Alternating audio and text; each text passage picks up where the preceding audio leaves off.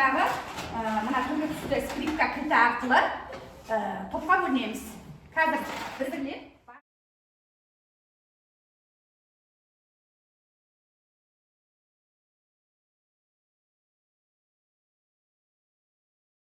түсіне сәйкес топқа бөлінеміз. Яғни көк түсті скрипка алғандарымыз, қызыл түсті скрипка алғанда қызыл түсті топқа келіп отырады, терме тобына. Жасыл түсті скрипка алғандар жыр тобына келіп отырамыз. Отыра қойыңыздар орындарыңызға.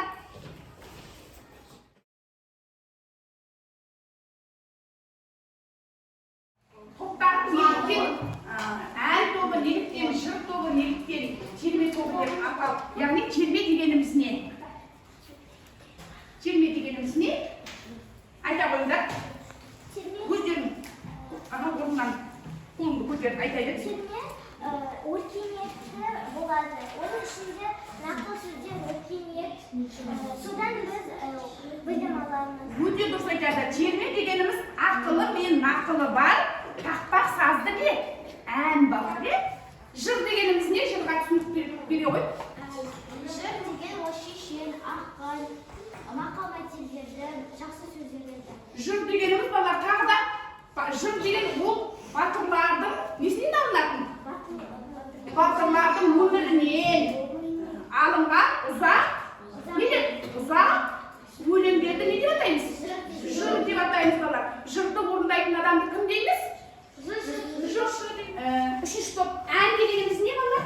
Әнге түсініктеме бере қойыңдар. Ән дегеніміз не? Айта қойыңдар. Ән деген ол адамның несімен айтылатын? Адамның даусымен әндетіп айтылатын. Яғни бұл несі бар?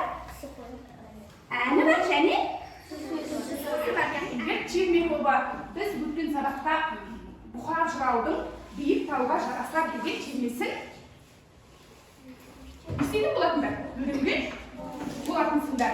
Ең әуелі ән айтпас бұрын даусымыз көк жақтан жасап аламыз. Бағымыз әдемілерді түзіп отырамыз.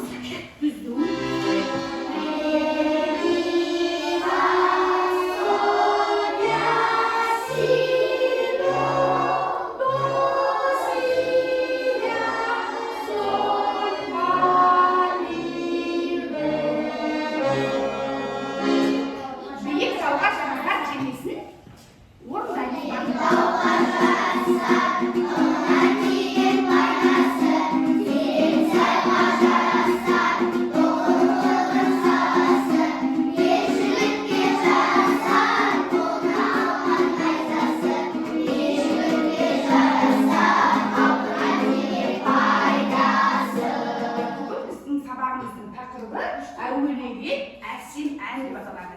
Дәптерімізге тақырыпты жазып жұмыстарға негізгі музыкалық ұғымдарды қолдану болады. Бүгінгі сабақтың мақсаты бағалау критерийлері дәстүрлі әншілік өнер мен эстрадалық вокалдық жанрды ажырата алады.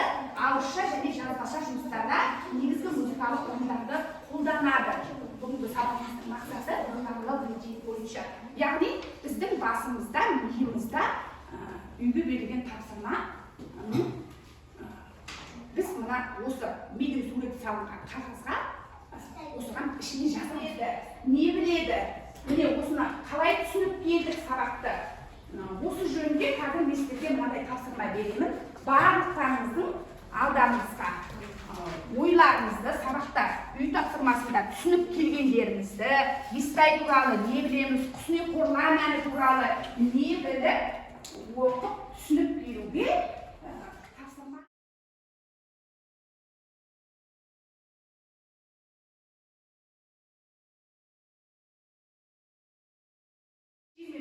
Бастай қойға тұр бөліп айтамыз.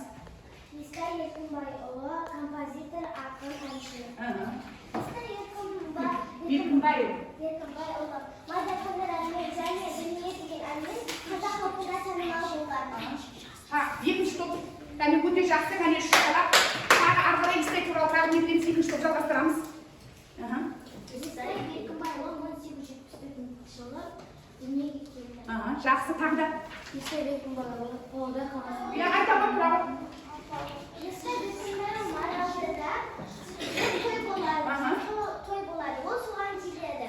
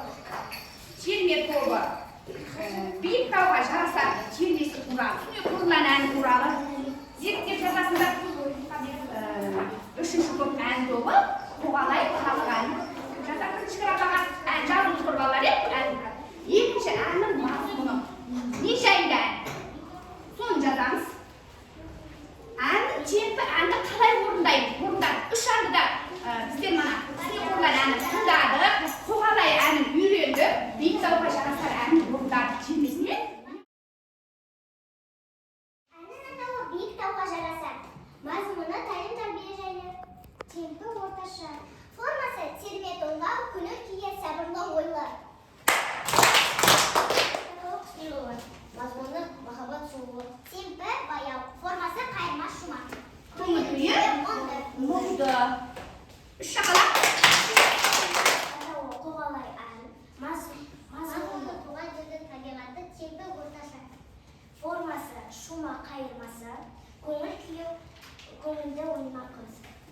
Отшасын баралау. Ай деген сөз болды сосын. Қандай сөз болды? Ахау деген әдемі көркемдеуіш сөздер болды.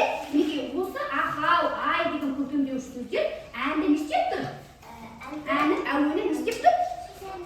Әдемілеп көркемдеп тұр екен, міне. Ал кәне бірінші жолынан, бірінші фразадан бастаймыз. Тағылыңыз. Кейін айтамыз, сіздер қайталайсыздар, келдім ай ендеше, бозбек келдім ахау, бозбек келдім ай ендеше, мал кетпейді ай қоғалай, қоңыр салқынай малға жай. Анам үш құласпақтарымды ала қойыңдар. Яғни әннің ырғағы соғып, бірге қосылып әнді орындайды.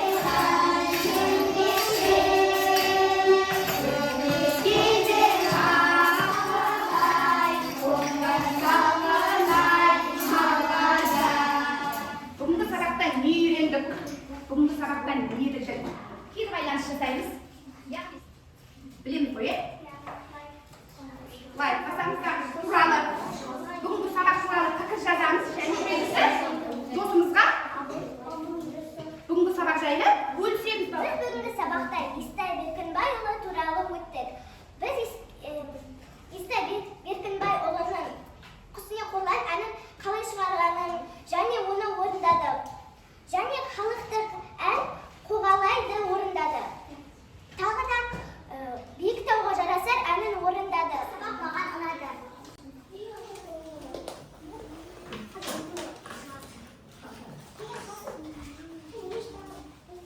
Маған сабақ ұнады, өте көңілді болды.